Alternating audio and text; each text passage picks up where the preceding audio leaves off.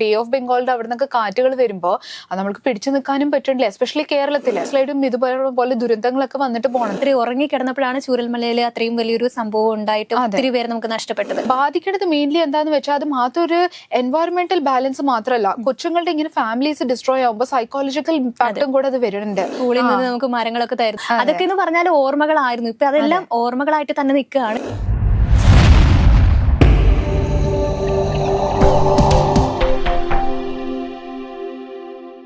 നമസ്കാരം, എല്ലാ പ്രിയ പ്രേക്ഷകർക്കും സ്വാഗതം. അപ്പൊ നമ്മൾ ഇന്ന് സംസാരിക്കാൻ പോകുന്ന വിഷയം എന്ന് പറയുന്നത് മഴയെ കുറിച്ചാണ്.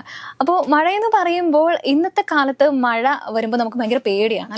കാരണം എന്താണെന്ന് പറഞ്ഞാൽ ആദ്യ കാലത്തൊക്കെ മഴയെ നമ്മൾ ഭയങ്കര ഉത്സാഹത്തോടെ അല്ലെങ്കിൽ സന്തോഷത്തോടെ ആയിരുന്നു കണ്ടുകൊണ്ടിരുന്നത്. പക്ഷെ ഇന്നത്തെ കാലത്ത് മഴ എന്ന് പറയുമ്പോൾ ദുരിതങ്ങളും ദുരിത പേമാരിയായിട്ടും ഒത്തിരിയേറെ ഡിസാസ്റ്റർ ഒക്കെ ആയിട്ടാണ് നമ്മുടെ ഇടയിൽ മഴ എന്ന് പറയുന്ന വാക്കിന്റെ അർത്ഥം എന്ന് പറയുന്നത്.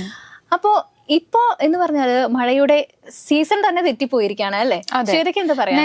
നേരത്തെ എങ്ങനെയാന്ന് വെച്ചാൽ നേരത്തെ മഴ വരുമ്പോ നമ്മുടെ നമ്മുടെ കുട്ടിക്കാലം തൊട്ടേ നമ്മൾ മഴ കാണുമ്പോൾ നമ്മൾ സ്കൂളിൽ പോവാതെ പിന്നെ ഒരു പുതിയ അതായത് ബാഗ് മേടിക്കുക, കുടകൾ മേടിക്കുക, എസ്പെഷ്യലി റെയിൻ കോട്ട്, ഇതൊക്കെയായിരുന്നു നമ്മുടെ മഴ എന്ന് പറയുമ്പോൾ നമ്മളൊരു എക്സൈറ്റ്മെന്റ്. അത് കുട്ടിക്കാലത്ത് അങ്ങനെയായിരുന്നു.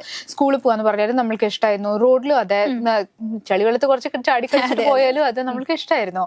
പക്ഷെ ഇപ്പൊ എങ്ങനെയാന്ന് വെച്ചാൽ ക്ലൈമറ്റ് മാറിയ അനുസരിച്ചിട്ട് പിന്നെ ഓരോരോ എൻവയോൺമെന്റ് അനുസരിച്ചിട്ടും പിന്നെ അത് മാത്രമല്ല നമ്മുടെ ക്ലൈമറ്റ് ചേഞ്ച് ആയത് പണ്ടത്തെ എങ്ങനെയായിരുന്നു എന്ന് വെച്ചാൽ നമ്മളുടെ ഒരു ചൂടുണ്ടായിരുന്നാലും അതെ, ഒരു മഴ വരുമ്പോഴും അതെ, അതൊക്കെ ഒരു മോഡറേഷനിലായിരുന്നു. അത് അധികം അത്ര ഒരു ദുരന്തത്തിൽ അങ്ങനെ കടന്നു പോവുക അങ്ങനത്തെ ഒരു എൻവയോൺമെന്റ് അല്ലായിരുന്നു. കലാശിക്കില്ലായിരുന്നു. ഇപ്പൊ മഴ എന്ന് പറയുമ്പോൾ നമുക്ക് എല്ലാവർക്കും പേടിയാണ്. അതെ, മഴ എന്ന് പറയുമ്പോൾ ഇപ്പൊ എന്താ പേടിക്കാന്ന് വെച്ചാല് ഇപ്പൊ ഇതേപോലെ ഇപ്പൊ ഡിഫോറസ്റ്റേഷൻ, പണ്ട് നമ്മൾക്ക് മരങ്ങൾ നല്ലോണം നമ്മൾക്ക് നേരത്തെ ഉണ്ടായിരുന്നു. നമ്മൾക്ക് സ്കൂളിലും പഠിപ്പിച്ചത് അങ്ങനെയായിരുന്നു.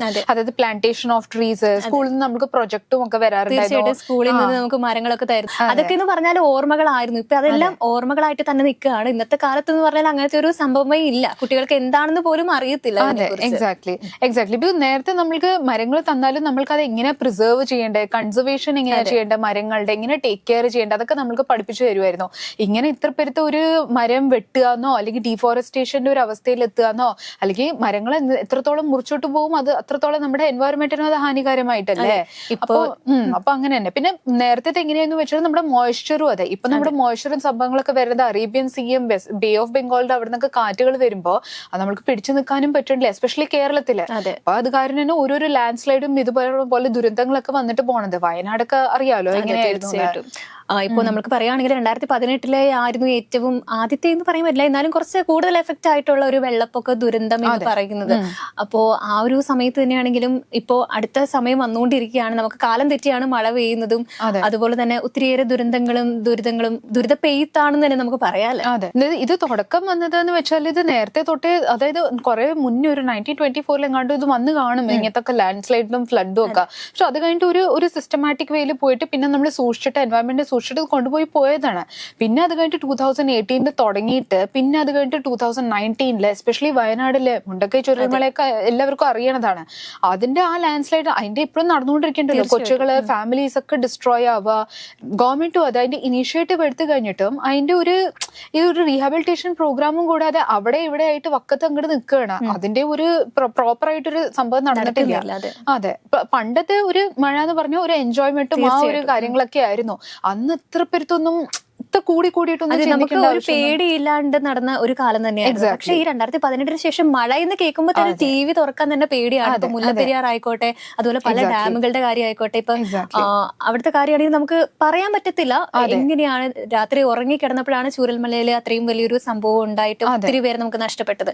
ഇപ്പോഴും അതിന്റെ സങ്കടങ്ങളും പേറി ഒത്തിരി അനേകം ജീവജാലങ്ങളായിട്ടും മനുഷ്യരായിട്ടും നിലനിൽക്കുന്നുണ്ട്, കടന്നു പോകുന്നുണ്ട്. പക്ഷെ എന്താ കാര്യം എന്ന് പറഞ്ഞാല് ഇതിന് നമ്മുടെ ഗവൺമെന്റ് തക്കതായ ഒരു കാര്യം എടുക്കേണ്ടതുണ്ട്. അതെ, ബിക്കോസ് കേരളത്തില് ഓൾമോസ്റ്റ് ഒരു 39 ഡാംസ് കാണും കേരളത്തില്. അപ്പൊ അതിന്റെ ഡാംസിന്റെ ഇപ്പൊ പോണത് എങ്ങനെയാന്ന് വെച്ചാൽ അതിന്റെ അണ്ടർടേക്കിംഗ് ഇത് ചെയ്യണതും KSEB, പിന്നെ അത് കഴിഞ്ഞിട്ട് നമ്മുടെ വാട്ടർ റിസോഴ്സസ് ഡിപ്പാർട്ട്മെന്റ് ആണ് അത് നോക്കണത്. അപ്പൊ അവരത് നോക്കുമ്പോൾ പിന്നെ വെള്ളം നിറഞ്ഞ് ഇങ്ങനെ റെയിൻഫോൾഡ് ഉള്ള സമയത്ത് അത് നിറഞ്ഞു കഴിയുമ്പോൾ ഡ്രെയിനേജും പ്രോപ്പർ ആയിട്ടൊന്നും ഇല്ല. അപ്പൊ ഡ്രെയിനേജ് ഇല്ലാത്ത കാരണം അവർ ഷട്ടർ അങ്ങോട്ട് ഓപ്പൺ അങ്ങോട്ട് ആക്കുമ്പോൾ അവിടുത്തെ ആ ലോ ലൈങ് ഏരിയാസ് ആണ് കൂടുതൽ ബാധിച്ചിട്ട് അങ്ങോട്ട് പോണത്. അങ്ങനെയാണ് ഓരോരോ സെറ്റിൽമെന്റ് ഇല്ലാണ്ടാവണത്. വേറെ ഒരു വഴിയില്ല. അറിയില്ലല്ലോ. അങ്ങനത്തെ ഒരു സാഹചര്യം വരുമ്പോൾ നമ്മൾക്ക് ഡ്രെയിനേജ് തുറക്കുകയും ചെയ്യണം. പക്ഷെ അത് അങ്ങനെ എഫക്ട് ആകുമ്പോൾ എന്താ പറയാ, ഒന്നും ചെയ്യാൻ പറ്റാത്തൊരു അവസ്ഥയായി പോവാണ്. അപ്പൊ അങ്ങനെയാണ് ഓരോരോ സെറ്റിൽമെന്റ്സ് ഇല്ലാണ്ടായി പോണത് തന്നെ. ബാധിക്കുന്നത് മെയിൻലി എന്താന്ന് വെച്ചാൽ അത് മാത്രം ഒരു എൻവയറമെന്റൽ ബാലൻസ് മാത്രമല്ല, കൊച്ചുങ്ങളുടെ ഇങ്ങനെ ഫാമിലീസ് ഡിസ്ട്രോയ് ആകുമ്പോൾ സൈക്കോളജിക്കൽ ഇമ്പാക്റ്റും കൂടെ അത് വരുന്നുണ്ട്. അപ്പൊ അത് എന്താ പറയാ, ആ കൊച്ചുങ്ങളെയും ബാധിക്കുന്നുണ്ട്, അവരുടെ ഫാമിലീസിനെയും ബാധിക്കുന്നുണ്ട്. പിന്നെ കുട്ടികൾ ചെറിയ കൊച്ചു കുട്ടികളാണെന്ന് വെച്ചാൽ അവരുടെ എഡ്യൂക്കേഷനും കൂടെ നോക്കണ്ടേ. അപ്പൊ ഗവൺമെന്റ് ഒരു ആക്റ്റീവായിട്ട് ഒരു ഇനീഷ്യേറ്റീവ് എടുത്തു കഴിഞ്ഞിട്ട് ഈ വക കാര്യങ്ങളെ, ബിക്കോസ് ഇപ്പൊ മുല്ലപ്പെരിയാർ ഡാം പറഞ്ഞതുപോലെ മുല്ലപ്പെരിയാർ ഡാം അങ്ങനെ എഫക്ട് ആയി എന്ന് വെച്ചാൽ പിന്നെ ബാധിക്കാൻ പോണത് ഇടുക്കിന്റെ ഡിസ്ട്രിക്ട് ആണ്. അതുകൊണ്ടാണ് ഇപ്പൊ റെഡ് അലേർട്ട് ഏരിയാസും പറയില്ലേ, റെഡ് അലേർട്ട് ഏരിയാസും കണ്ടുമാനുണ്ട്. കോഴിക്കോട്, വയനാട് അവിടെ റെഡ് അലേർട്ട് ഏരിയാസും കൂടെ വന്നിട്ടുണ്ട്. Because we have to be very careful now. Ernakulam കൂടെ മഴ പെയ്ത് കഴിഞ്ഞാൽ നമ്മുടെ ഇടപ്പള്ളി മുങ്ങി, കലൂര് മുങ്ങി, പുറത്തിറങ്ങാൻ പറ്റാത്തൊരവസ്ഥയാണ്. എക്സാക്ട്ലി. അതെ. അപ്പൊ എന്തായാലും നമ്മൾക്ക് എന്താ ചെയ്യാൻ പറ്റാന്ന് വെച്ചാൽ നമ്മൾക്ക് ആവുന്നതും പേഴ്സണലി 1-on-1 ആയിട്ട് ഇനീഷ്യേറ്റീവ്, ഇൻഡിവിജ്വൽ ആയിട്ട് ഇനീഷ്യേറ്റീവ് എടുത്തിട്ട് പ്രോപ്പർ ആയിട്ട് എൻവയോൺമെന്റിനെ പ്രൊട്ടക്ട് ചെയ്യാനായിട്ട് ഫസ്റ്റ് നോക്കിയെന്ന് വെച്ചാൽ മിക്ക പ്രോബ്ലംസും അതിൽ തന്നെ സോൾവ് ആവും. പിന്നെ ഓബ്വിയസ്ലി ആസ് എൻ ഇൻഡിവിജ്വൽ നമ്മൾ ഗവൺമെന്റിന് നമ്മളിപ്പോ വോട്ട് കൊടുക്കണതും അതെ, ഇലക്ഷൻസ് വരുന്നതും അതെ. അപ്പൊ അങ്ങനെ നമ്മൾ നോക്കിയിട്ട് നമ്മളുടെ ഇനീഷ്യേറ്റീവ് നമ്മൾക്ക് എന്താ വേണ്ടതെന്ന് വെച്ചാൽ അത് ഗവൺമെന്റിന്റെ അടുത്ത് ഓബ്വിയസ്ലി പറഞ്ഞു എന്ന് വെച്ചാൽ അതിന്റെ ഒരു പ്രോപ്പർ വേ ആയിട്ട് ഓബ്വിയസ്ലി, ബിക്കോസ് ഇങ്ങനത്തെ ഫ്ലഡ് അവോയ്ഡ് ചെയ്യണത് അവരെയും കൂടെ ഒന്നും ആവശ്യമല്ലേ. അപ്പൊ അത് അങ്ങനെ നോക്കിയിട്ട് അങ്ങനെ ഒരു പ്രിവെന്റീവ് മെഷേഴ്സ് എടുത്ത് നോക്കിയെന്ന് വെച്ചാൽ ആവുന്നത്ര ഫ്ലഡും ആവുന്നത്ര കെലാമിറ്റീസും നമ്മൾക്ക് അവോയ്ഡ് ചെയ്തിട്ട് ഇനി വരുന്ന ലൈഫും ഇനി വരുന്ന ഒരു എൻവയറമെന്റ് നമുക്ക് സേഫ് ആക്കിയിട്ട് വെക്കാൻ പറ്റും. അപ്പൊ കൊച്ചുങ്ങൾക്കും ഒരു സേഫ് ലൈവ്ലിഹുഡ് കിട്ടും. നമുക്ക് ഒബ്വിയസ്ലി അത് തന്നെയല്ലേ വേണ്ട. ഇനി മുന്നോട്ട് പോകുമ്പോൾ പ്രോഗ്രസീവ് ആയിട്ട് പോവാണ് കുറച്ചും കൂടി ഒരു നല്ലൊരു എന്തായാലും നമ്മൾ പറഞ്ഞ പോലെ തന്നെ എല്ലാ കാര്യങ്ങളും നന്നായിട്ട് നടക്കാനായിട്ട് സാധിക്കട്ടെ എന്ന് നമുക്കും ആത്മാർത്ഥമായിട്ട്. എക്സാക്ട്ലി.